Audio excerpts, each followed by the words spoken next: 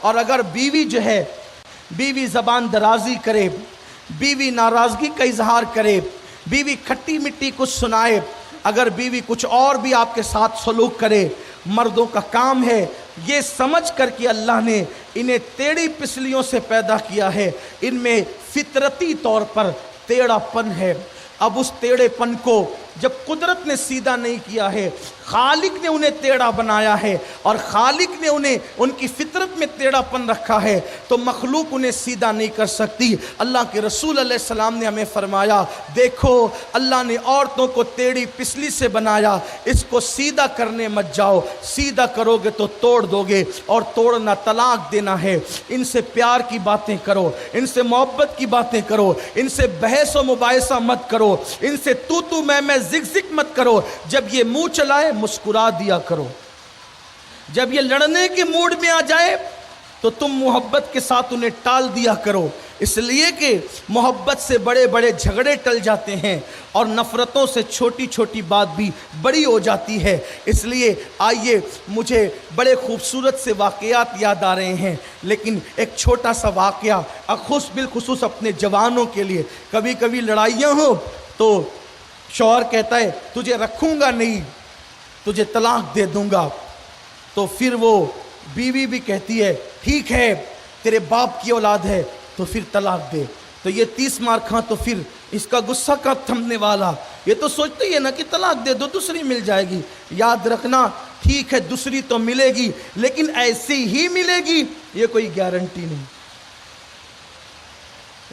دوسری تو ملے گی لیکن ایسی ہی ملے گی، گارنٹی نہیں۔ اس کا خاص خیال رکھنا، بہت توجہ کرنا اس پر، ناقدری مت کر۔ اگر کوئی عورت کہتی بھی ہے بد زبانی، بہت بے باک ہوتی ہے نا عورتیں، ہو سکتی ہیں، اگر تیرے باپ کا ہوگا تو طلاق دے، تو آپ اس کو طلاق دینے کی بجائے یہ کہیں الحمدللہ اپنے باپ کا ہوں اسی لیے تجھے جھیلنے کی طاقت رکھتا ہوں۔ اور جو بن باپ کے ہوتے ہیں وہ جھیل نہیں پاتے۔ ہاں، جو باپ کی اولاد ہے نا، اس لیے کہ باپ کی اولاد ہی بڑے ہمت والے ہوتے ہیں۔ پتھروں کو اٹھانا ہمت نہیں ہے، بھیم اٹھانا ہمت نہیں ہے، بلکہ بیوی کی تلخیوں کا بوجھ اٹھانا یہ سب سے بڑی ہمت کا کام ہے۔ اصل ہمت یہ، ہمت والے بنو، نادانی نہ کرو، نادان نہ بنو۔ تو مجھے یہیں سے وہ پیارا سا واقعہ یاد ہے، وہ یہ، اور یاد رکھیں ہر گھر میں تو میں ہے، ہر گھر میں زگ زگ ہے۔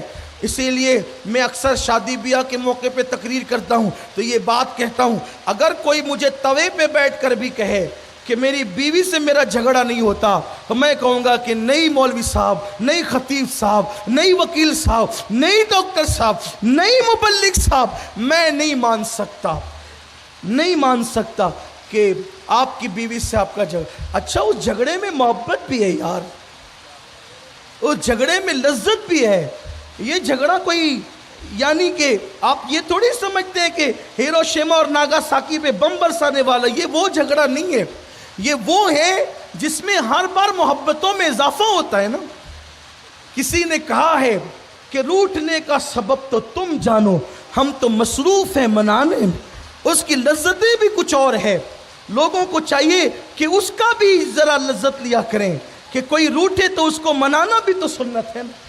قربان میری امی جان ام المومنین عائشہ صدیقہ فرماتی ہیں، ہم حضور سے لڑتے تھے، پھر خود ہی ناراض ہو کے بیٹھ بھی جاتے تھے، لیکن جس کی رضا خدا چاہتا ہے وہ محبوب خدا آ کر ہمیں منا لیا کرتے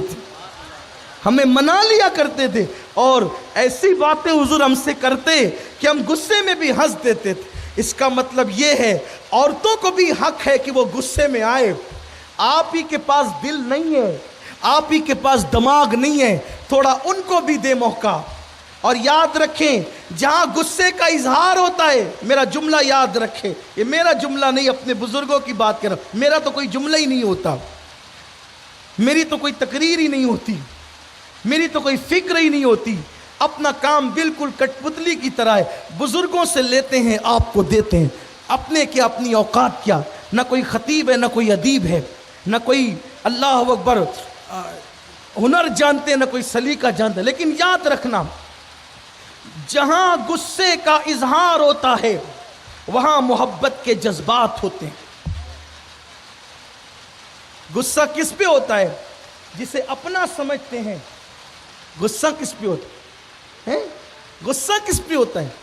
جسے اپنا سمجھ. ارے یار لاکھوں لوگ پتہ نہیں کتنے کالے کالے کرتوت کرتے ہیں، بولو اللہ کی طرف سے کوئی ان کو بات ہوتی ہے؟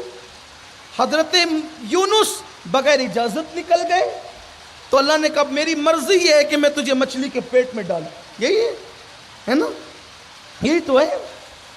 حیرت ہے، لوگ پتہ نہیں کیا کیا کرتے قدرت کی طرف سے، کوئی ان کو بات نہیں آتی، کوئی ڈانٹ نہیں پڑتی، لیکن جنہیں محبوب بناتا ہے بغیر اجازت بھی نکلتا ہے تو کہتا ہے اب تجھے مچھلی کے پیٹ میں جانا ہے. اس طرح کی بے شمار باتیں. تو جو اپنا ہوتا ہے غصے کا اظہار بھی اسی پہ ہوتا ہے.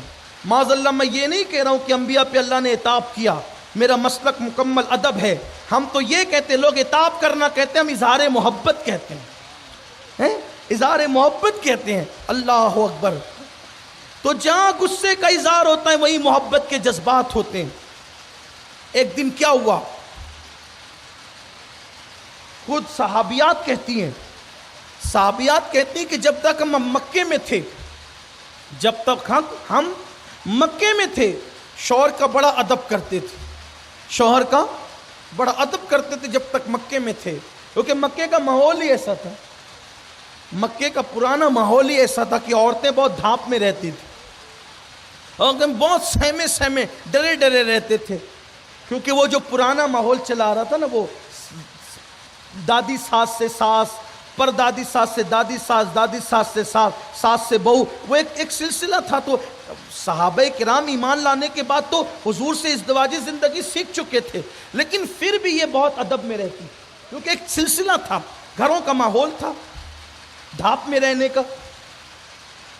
لیکن فرماتی ہیں صحابیات کہ جب ہم مدینے آئے، مدینہ منورہ، تو انصار کی عورتوں کو ہم نے ان سے منہ چلاتے دیکھا، تو ہم لوگ بھی پھر تھوڑی ہمت کھلی، تو ہم لوگ بھی اپنے شوہروں سے منہ چلانے لگے. یعنی کہ پھر منہ چلانے کا سلسلہ، یعنی منہ چلانے کی بات کرنے کا سلسلہ، کچھ جواب دینے کا سلسلہ شروع ہو گیا.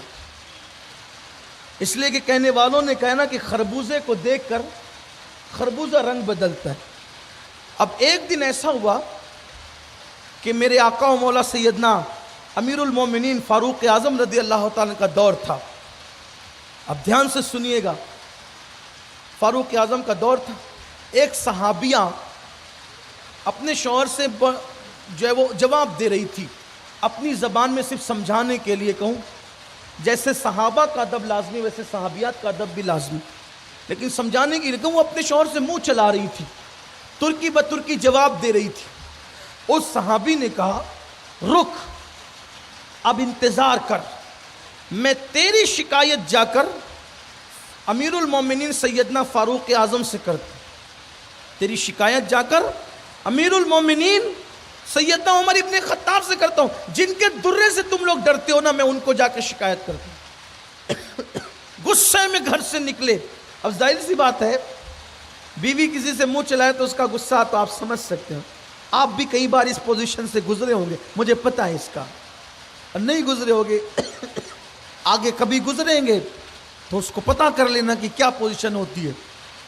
غصے میں نکلے، اور نکلنے کے بعد جو ہے امیر المومنین کے گھر کی طرف ادھر گئے تو کیا دیکھا کہ ان کے گھر سے ہلکی ہلکی کوئی آواز آ رہی. انہوں نے کان لگا، آواز کائے کی آ رہی ہے، اور دیکھا کہ کیسر و کسریٰ کے تاجدار جس کے نام سے کانپتے ہیں وہ امیر المومنین کھڑے ہیں، اور ان کی بیوی ان کو کچھ باتیں سنا رہی ہے. انہوں نے سوچا او ہو، جو اپنے گھر کا ماحول ہے کم و بیش اس گھر میں بھی وہی ماحول ہے، لیکن یہ میرے نبی کی تربیت کا نتیجہ ہے کہ امیر المومنین خاموش کھڑے سن رہے تھے. وہ نکلے وہاں سے چلے گئے. بھئی اب میں کیا ان سے بیان کروں، میرا تو مسئلہ ہی حل ہو گیا. فاروق اعظم کو ایسا لگا کہ کوئی آیا اور گیا، تو آپ نکلے باہر، دیکھا کہ وہ جو ادھر آؤ ادھر آؤ، کیا کام سے آئے تھے. یہ فاروق اعظم کے اخلاق، کوئی آ کر کے چلا، ہم سوچے چلو اچھا ہوا بلا ٹلی، لیکن یہ فاروق اعظم کے اخلاق. وہ چلے گئے، بلایا کہ کوئی کام سے آئے تھے. نہیں کام ہو گیا میرا. کیا کام بھئی؟ کام بتائے بغیر کیا کام ہو گیا؟ کہنے لگے کہ میری بیوی مجھ سے منہ چلا رہی تھی، اس کی شکایت لے کر آپ کے پاس آیا، میں نے دیکھا تو آپ کے یہاں بھی تو وہی حال ہے، تو پھر میں نے سوچا کہ اور آپ سن رہے ہیں، میرا مسئلہ حل ہو گیا۔ تو فاروق اعظم کا جو جواب تھا وہ فرمایا اگر تیرے پاس جذبات ہے تو تیری بیوی کے پاس بھی تو جذبات ہے، تو اس کے جذبات کا اظہار کہیں تو ہونا چاہیے۔ ارے اگر شوہر بیوی کی نہ سنے گا تو وہ سنائے گی کس کو؟ اس کا بھی تو ایک حق ہے نا کہیں سنانے کا۔ تو یہ اسلامی نظریات ہیں بیوی کے حقوق کے بارے میں، اور اللہ کے نبی صلی اللہ علیہ وآلہ وسلم کی زندگی کے بڑے خوبصورت سے واقعات ازدواجی زندگی کے حوالے سے ہے۔ انشاءاللہ تعالی ابھی ہم بات تو اصلاح معاشرہ پہ بہت دور نکل گئی، انشاءاللہ پھر کسی موقع پر وہ خوبصورت سے واقعات ہم بیان کریں گے۔ جب حضور علیہ السلام کے گھر میں محفل سجتی تھی تو حضور علیہ السلام اپنی بیویوں کو ایسی بات کہتے تھے جس سے وہ ہنس پڑتی تھی،